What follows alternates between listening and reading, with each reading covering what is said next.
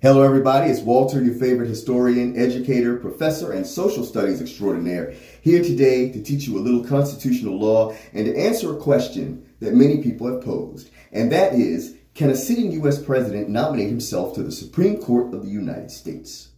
Now, this is a question that, believe it or not, I have gotten from lots of people. And because of that, I feel it bears worth answering. All right. You all know that I have a background in history and law. I've been studying constitutional law for well over 20 years.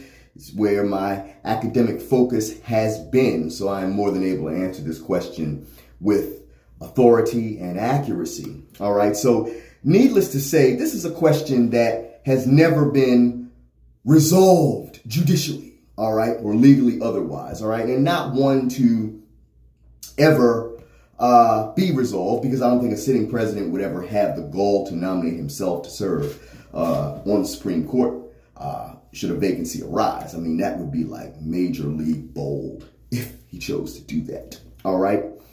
So technically, with that in mind, it remains an open question until that instance would ever occur, all right? So I therefore give my own honest, advised opinion, all right? One that reflects my knowledge of the Constitution as well as history, all right? And that is that the Constitution of the United States places, by way of Article 2, places literally no limitations on whom the president may nominate to serve on the Supreme Court, all right?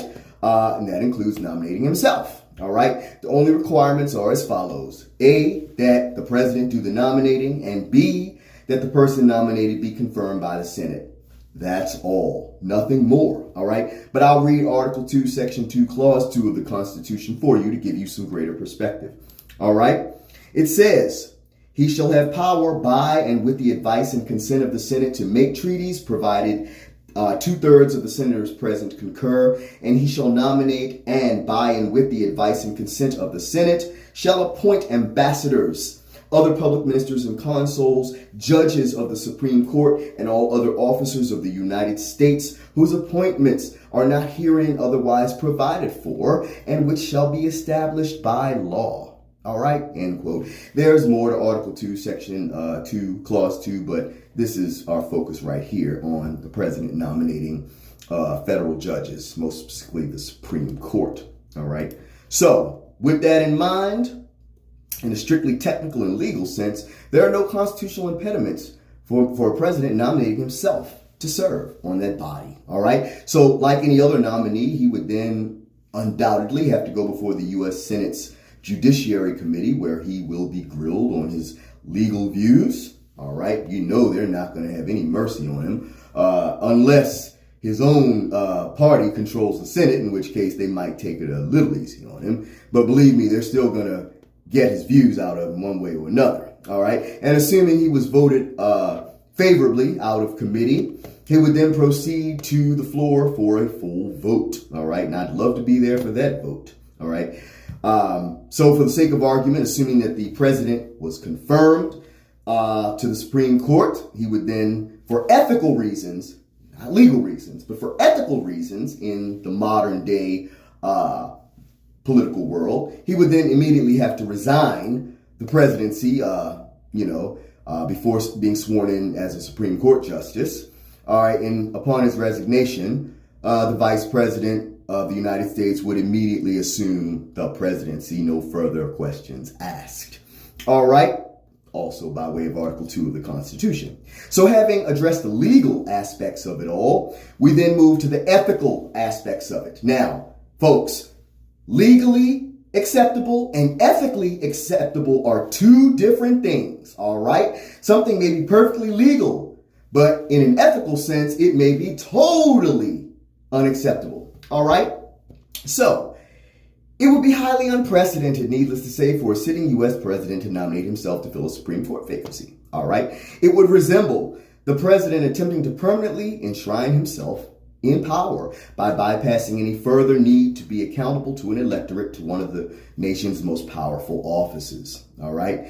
Even though it is technically not illegal for him to do this, It is obviously a very bad look on his part, one that reeks of self-serving selfishness, self-promoting behavior. All right. It would look very inappropriate, to say the very least, to the American public, and would draw a great deal of scorn probably from both members of his own party and most certainly members of the opposition. All right. So in sum, the American political traditions that have evolved over the centuries would certainly disfavor such an action, because we do not like things being giving the appearance of being self-serving, all right, enrichment at others' expenses, all right. And so in sum, the reward of being confirmed would not be worth the risk of destroying your reputation, all right, in the process, all right, which is going to happen regardless, all right, even if you were confirmed, like I said, all right. The reward of getting on the court is not worth having your reputation destroyed by an act of being self-serving, all right? So should he wish to serve on the Supreme Court, it would be best to follow the precedent set by former President and later Chief Justice William Howard Taft, who of course served as America's Chief Justice from 1921 to 1930, having served as President of the United States from 1909 to 1913. Taft engineered some very creative political moves to get himself appointed to the Supreme Court nearly a decade after leaving the Oval Office. And let's say it worked like a charm. All right. That's the best way to do that. All right. Not to nominate yourself. There's nothing about that looks good. All right.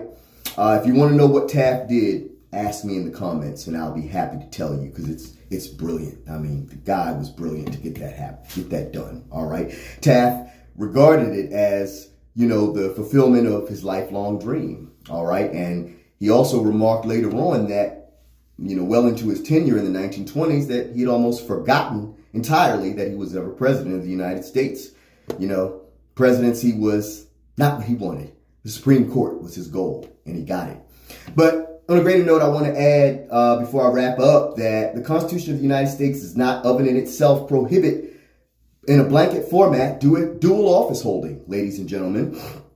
All right. As a matter of fact, under many circumstances, it's perfectly legal under the U.S. Constitution to hold more than one office in the federal government at the same time. You might think that the Constitution outright says, no, you cannot do that under any circumstance, when it does not.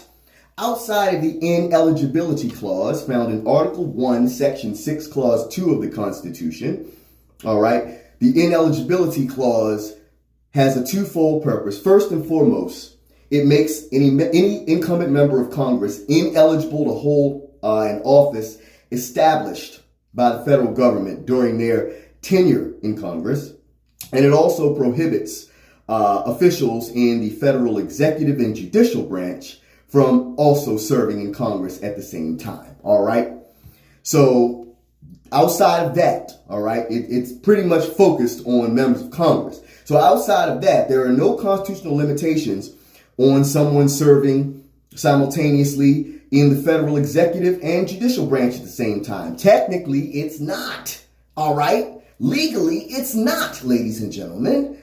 But ethically, you don't want to do that. And I'd like to emphasize once again that there's a huge difference between law and ethics. All right. Legally, it may be okay. Ethically, totally unacceptable. One of the greatest examples of that was Chief Justice John Marshall, who became America's Chief Justice on he became America's Chief Justice in February of 1801. All right. And he would also serve as simultaneously as John Adams, Secretary of State. All right. For a month while serving as Chief Justice. All right. Marshall would be the only person to ever hold both offices at the same time. And he is the Secretary of State whose actions resulted in the case of Marbury versus Madison. All right. Very famous case, the most preeminent case in constitutional law. So just wanted to put that out there for you. All right. Just give you some perspective that though legally it may be acceptable, ethically it's not. So I thank you for watching this video. Any questions, leave them down below. I'll take care of them as soon as I can. Take care. Stay safe out there. I'll talk to you at the next one. Peace.